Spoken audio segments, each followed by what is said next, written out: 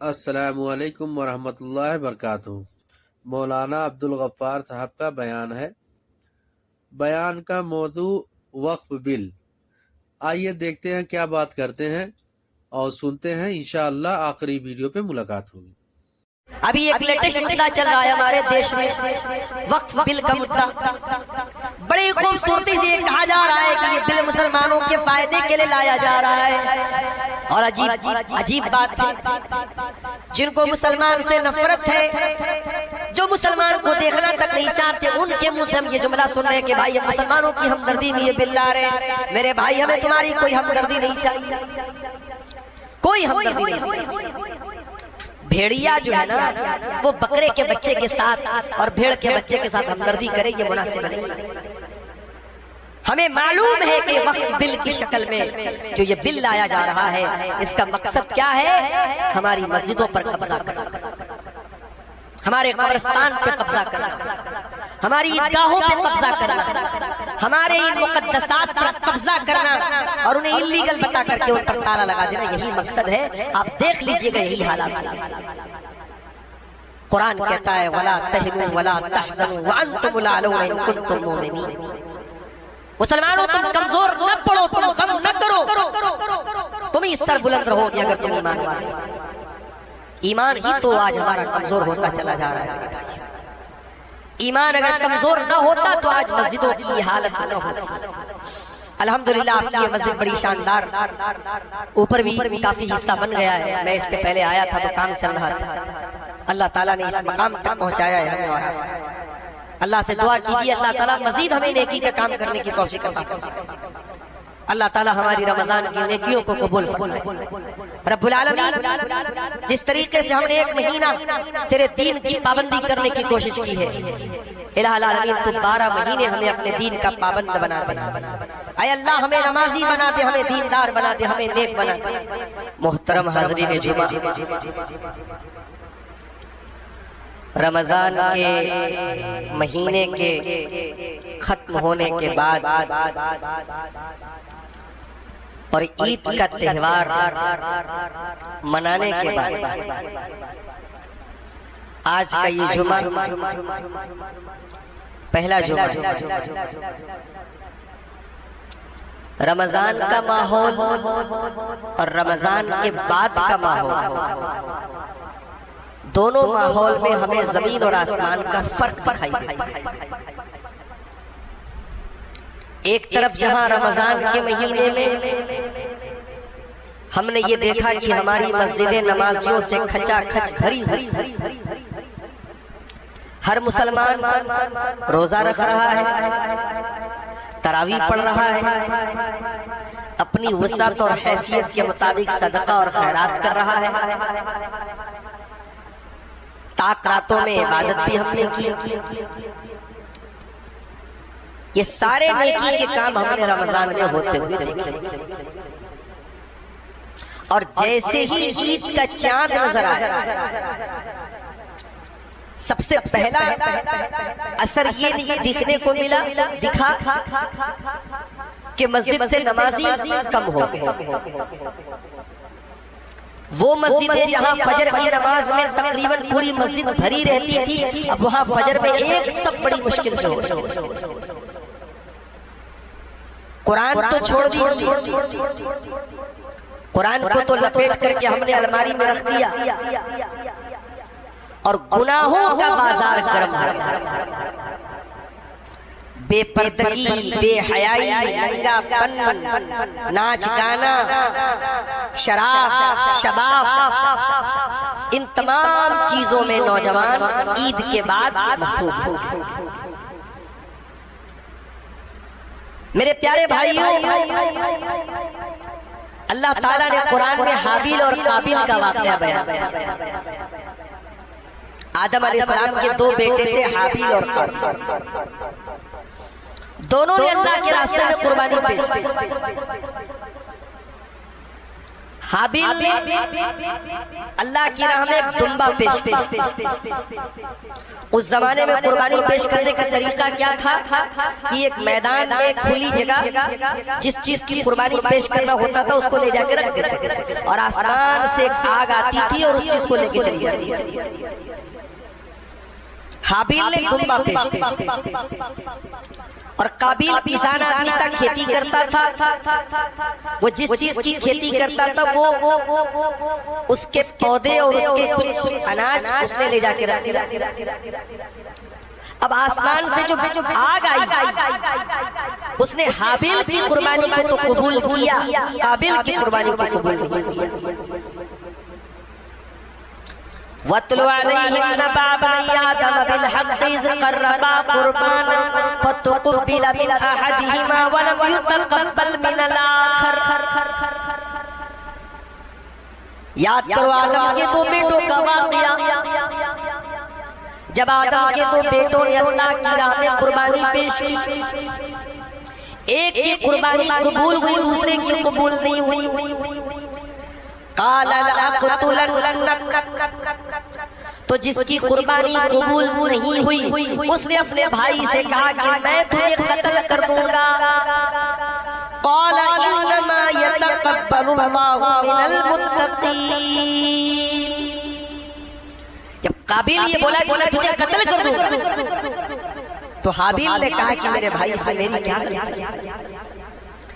اللہ تعالیٰ تو اسی کی عبادت قبول کرتا ہے جو متقی ہو، جس کے اندر تقویٰ۔ غور کیجئے گا، یہ قرآن کی آیت ہے۔ اللہ کس کی قربانی قبول کرتا ہے، کس کی عبادت قبول کرتا ہے؟ جو متقی ہو۔ اتنی بات اپنے ذہن میں رکھیے۔ اب آئیے ذرا قرآن کا دوسرا پارہ اٹھاتے ہیں جہاں اللہ نے رمضان کا ذکر کیا ہے۔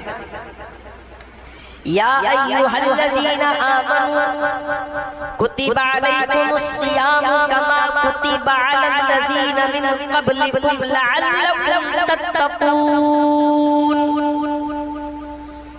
اے ایمان والو، تم پر رمضان کے روزے فرض کیے گئے ہیں تاکہ تم متقی بن جاؤ، پرہیزگار بن جاؤ، اللہ سے ڈرنے والے بن جاؤ۔ پتہ یہ چلا کہ رمضان کا مقصد بھی ہمیں اور آپ کو متقی بنانا ہے۔ بھئی رمضان کیا کرتا ہے؟ حلال چیزوں کو چھوڑا کر کے ہمیں حرام چھوڑنے کی پریکٹس کرتا ہے۔ کھانا حلال ہے، پانی حلال ہے، بیوی حلال ہے، لیکن حکم دیا گیا کہ فجر کی اذان سے لے کر کے مغرب کی اذان تک، طلوع فجر سے لے کر کے مغرب کی اذان تک، سورج ڈوبنے تک تمہیں نہ کھانا کھانا ہے، نہ پانی پینا ہے، نہ بیوی کے قریب جانا ہے۔ حلال ہے نا، کھانا بھی حلال ہے، پانی بھی حلال ہے، بیوی بھی حلال ہے۔ اللہ نے روزے کی حالت میں حلال چیزوں سے منع کیا ہے کہ یہ مت کرو تم۔ تو اگر آپ ایک مہینہ اللہ کے حکم پر حلال کو چھوڑ سکتے ہیں تو باقی کے 11 مہینے حرام کیوں نہیں چھوڑ سکتے ہیں؟ روزہ یہی سبق دیتا ہے۔ میں نے ایک فیس بک پر ایک تصویر دیکھی تھی، مسجد میں رمضان کے بعد 2-4 نمازی بچے تھے، کسی نے فوٹو کھینچا تھا اور ایک بڑا اچھا اس پر کیپشن لکھا تھا رمضان ختم ہو گیا، مہمان چلے گئے، اب گھر والے بچے۔ جو نمازی صرف رمضان کے لیے مسجد میں آیا تھا وہ مہمان تھا بھائی، وہ گھر والا نہیں تھا۔ گھر والے تو وہ ہوتے ہیں وہ سال کے 12 مہینے مسجد کو آباد کرتے ہیں۔ اے مسلمان، یہ تیری بدنصیبی ہے کہ تو اپنی زندگی کے مقصد کو نہیں پہچان پایا۔ تو ایک مہینے کے لیے اللہ کا بندہ بنا تو سال کے 12 مہینے کے لیے اللہ کا بندہ نہیں بنا۔ ارے اللہ کی آکسیجن تجھے کیا ایک مہینے ملتی ہے؟ نہیں، اللہ ایک ذرا سی آکسیجن روک دے، ہاسپیٹل کے ہاسپیٹل پریشان ہو جاتے ہیں۔ اتر پردیش کے گورکھپور میں آکسیجن کے سلنڈر کم پڑ گئے تو چھوٹے چھوٹے کتنے بچوں کا انتقال ہو گیا۔ सुना होगा आपने खबर में, न्यूज कोविड के दौर में, कोरोना के दौर में ऑक्सीजन सिलेंडर कितने महंगे मिल रहे थे। जरा सी अल्लाह ने ऑक्सीजन कम कर दी तो ये हालत है। अल्लाह ने ऑक्सीजन आपको 1 महीने के लिए तो नहीं दी, अल्लाह आपके दिल की धड़कन को 1 महीने के लिए तो नहीं चला रहा है। अल्लाह का सूरज 1 महीने के लिए तो आपको रोशनी नहीं दे रहा है। अल्लाह का आसमान 1 महीने के लिए तो बारिश नाजिल नहीं कर रहा है। जमीन की खेती 1 महीने के लिए तो नहीं पैदा हो रही है। ऐ मुसलमान, तू 1 महीने के लिए क्यों अल्लाह का बंदा बना है? रमजान में मुसलमान बस, और बाकी 11 महीने मनमानी करेगा तू, जो जी में आएगा वो करेगा। मैं परसों जब बनारस से चला पाकुड़ स्टेशन के लिए ट्रेन पर, ट्रेन के अंदर भी और बाहर स्टेशनों पर मुझे बदतमीजी करते हुए, उजड़पन करते हुए जो लोग मिले, उसमें ज्यादातर मुसलमान नौजवान लड़की और लड़कियां।